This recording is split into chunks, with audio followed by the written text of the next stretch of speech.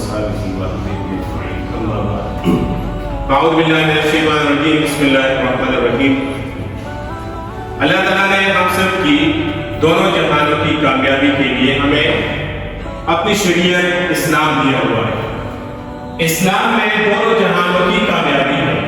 جس نے اپنی زندگی اسلام کے مطابق بنائی وہ دونوں جہانوں میں کامیاب ہے، اور جنہوں نے اسلام کی مخالفت کی اور اسلام کے مخالف اپنی زندگی گزاری تو جو دونوں جہانوں میں ناکام ہے. اس لیے اللہ تعالیٰ نے ہمارے لیے جو دین پسند کیا ہے، ان الدین عند اللہ الاسلام، کہ اللہ تعالیٰ کو سب سے زیادہ محبوب دین وہ کیا ہے؟ وہ اسلام ہے. اس لیے صحابہ کرام رضوان اللہ تعالی علیہم اجمعین ان کو کامیابیاں ملی جب ان کی زندگی دین اسلام کے مطابق ہوئی.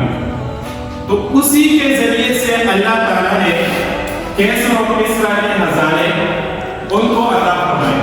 اگر وہ خود فرماتے ہیں اگر ہم دنیا کے لیے محنت کرتے ہیں تو اتنی دنیا ہمیں اللہ جل شانہ عطا نہ فرماتے جتنی محنت ہم نے دین کے لیے کی ہے، اور اسی کے ذریعے سے اللہ تعالیٰ نے ہمیں جو کچھ دیا ہوا ہے. اس لیے حضرت عمر بن خطاب رضی اللہ تعالیٰ یہ وہ شخصیت ہے جس کے بارے میں اللہ کے نبی صلی اللہ علیہ وسلم کا فرمان ہے کہ جس راستے پر عمر گزرتا ہے اس راستے سے شیطان بھی بھاگ جاتا ہے. یہ وہ شخصیت ہے جس کے بارے میں وہ خود فرماتے ہیں کہ 4 ایسی جگہ قرآن میں جو جس پر میری رائے اور قرآن اللہ تعالیٰ نے اتارا ہوا ہے. ایسی شخصیت جب انہوں نے بیت المقدس فتح کیا، بیت المقدس انہوں نے فتح کیا تو ایک فاتح کے طور پر وہ جا رہے ہیں وہیں پر چابی وصول کرنے کے لیے.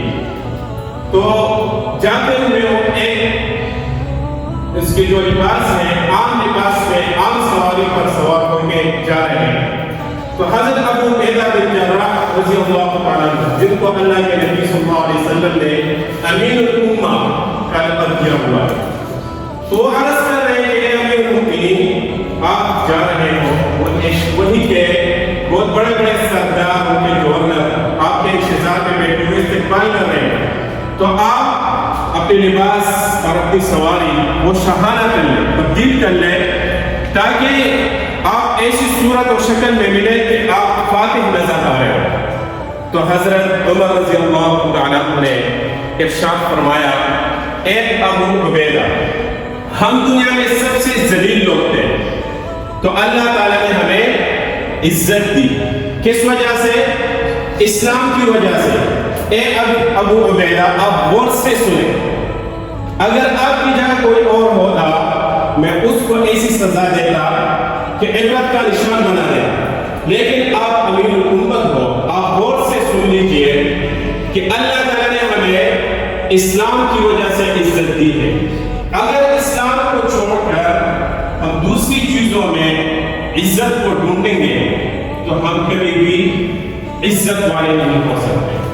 تیسرے فرماتے ہیں کہ اسی لباس میں اور اسی سواری پر حضرت عمر رضی اللہ تعالیٰ عنہ پہنچ گئے، اور پھر انہوں نے جب عمر رضی اللہ عنہ کی ساتھ کی اور ان کے بڑے نام کو دیکھ کر وہ لوگ بڑے متاثر ہو گئے تھے ان سے کہ یہ مسلمانوں کے بادشاہ ہوتے ہیں کہ ان کی اپنی زندگی تو سادہ سی ہوتی ہے، لیکن رعایا کے ساتھ ان کا جو معاملہ ہوتے ہیں عام انسان کی طرح، اور ان کے بڑے بڑے درجے ہوتے ہیں اللہ کے. اس لیے اسلام کو ہم فالو کریں، اسلام کے مطابق زندگی گزاریں.